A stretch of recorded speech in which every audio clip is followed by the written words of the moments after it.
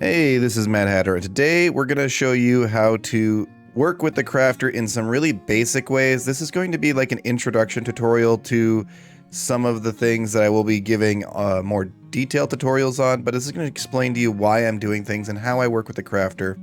And hopefully you learn something and you can make your own circuits, because the crafter is absolutely wonderful. It's my favorite block that has ever been added to Minecraft, and I think it is as big as the piston or the hopper when it comes to changing redstone. So it is crazy awesome in my opinion. So let's get to it.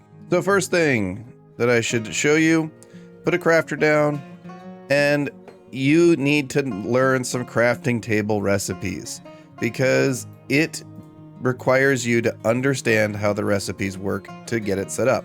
So for instance, if you want to convert gold blocks into ingots, you block out these by right-clicking or using your place block button, and then you give it power and it spits those out. Now, one really cool thing is if there's only one valid recipe, you can actually just clock it as fast as you want and it will not cause issues. But one thing that is sort of fiddly, when you try to craft more complex things, you get these sort of intermediate crafting recipes that will show up that will cause you to make some random junk before you make the thing that you want. So that's one of the things you have to be really careful with. Now, we're only going to talk about simple recipes in the case, like turning an ingot into 9 nuggets, or a block into 9 ingots, or even some simple things like planks from logs or bamboo into sticks. Like this is an easy one. You can't get it wrong because there's nothing there. Or bricks into brick blocks. This works great. Or bricks into flower pots. That works great. But generally this is for things where you only have one valid crafting recipe. That's what we're going to talk about today. For some of the more complex crafting recipes like shulkers and chests and planks and slabs and all sorts of other stuff, I have other more advanced tutorials for that. This is just going to be the getting started tutorial. So first thing that we need to know is, how does this work? So this is like a dispenser. It spits the blocks out of its face when it's powered, and it takes items in. One of the things that's very different compared to a dispenser, let me grab a hopper and let me fill it up with items. And if I were to put a gold block in here and power this, well, let's just power it this way. You see, the items don't stop. It doesn't stop crafting when this is full. If I were to empty this out, were to put another gold block in there and trigger it, it puts it, oh, I gotta trigger it. It puts those items directly in the hopper. But if the hopper is full, it spits them out into the world. And this is a big problem. That means that you need to actually do some stuff to check to see if things are overflowing whenever you're working with the crafter. That means you're going to want to be able to check the crafter signal strength level in some circuits. You're going to want to check your output signal strength levels, in some circuits. And in other circuits, you're going to want to check your input strength level, which means you need a clock that you can turn off from at least 2 or 3 different angles.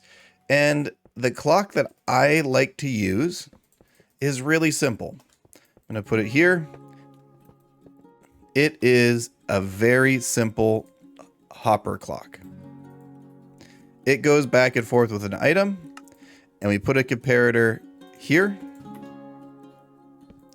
and you can see it just turns on and off whenever there is an item in that one.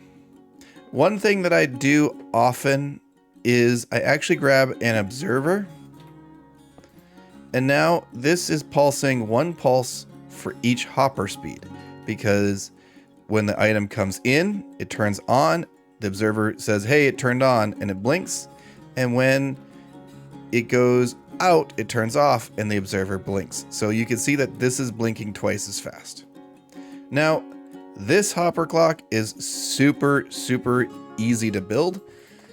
I usually like to block the top up if I can. That way I don't make sure that there's not 2 items in there. If you get 2 items in there, the clock just sort of breaks. So you need to make sure that we don't ever get 2 items in it.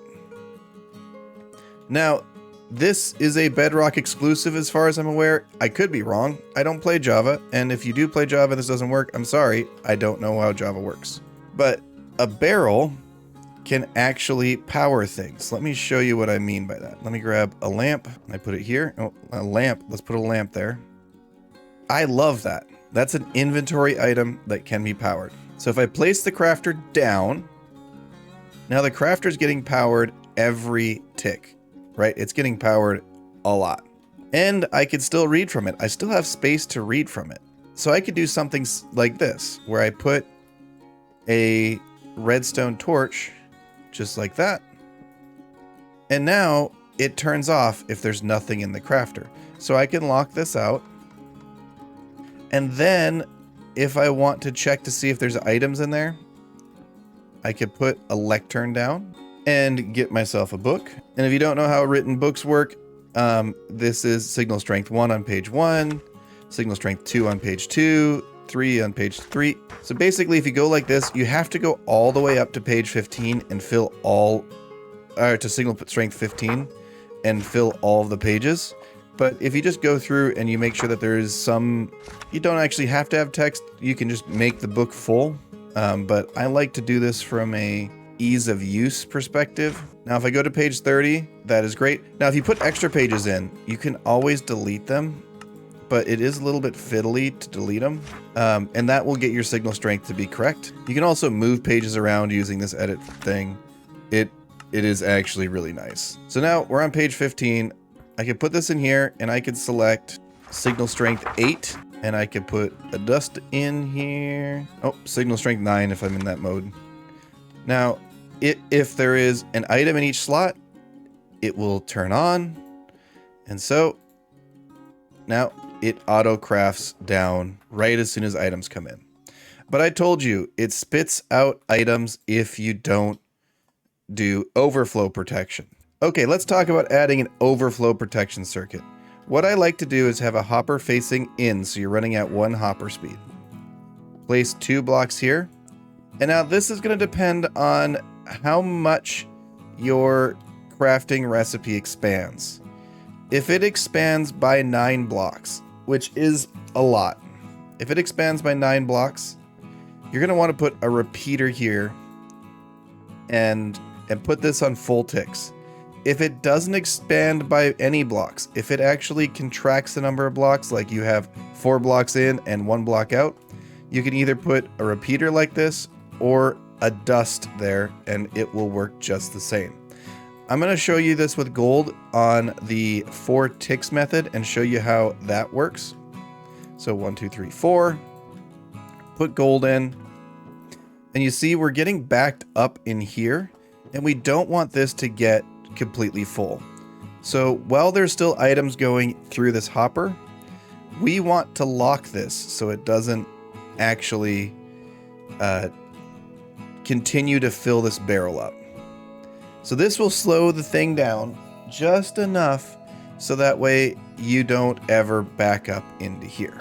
Now let's pull these out and I'll show you the other method that I use, which uses bricks.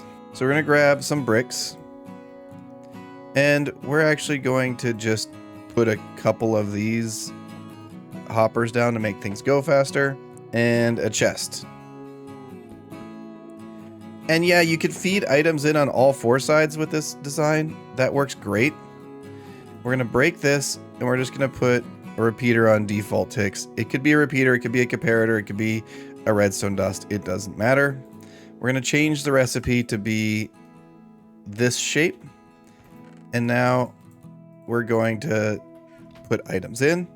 And as it feeds in, it's going to actually allow this hopper to keep up, and it only backs up when you actually end up with a brick here, and you only end up with 2 items in this hopper, which is just fine. You don't want to end up with like 30 items in this hopper. You don't want any spares in this barrel. You really want that barrel to be empty. That barrel is just there for temporary overflow safety when you are crafting into, you know, stacks of 9. This works actually surprisingly well. I really like this circuit. You can borrow it, modify it, do whatever you need to. This is the basis of a lot of my contraptions. It's nicely compact and nice and simple. Anyway, I hope you learned something about the crafter.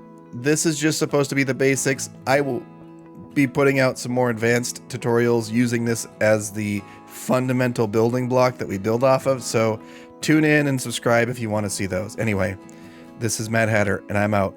Bye.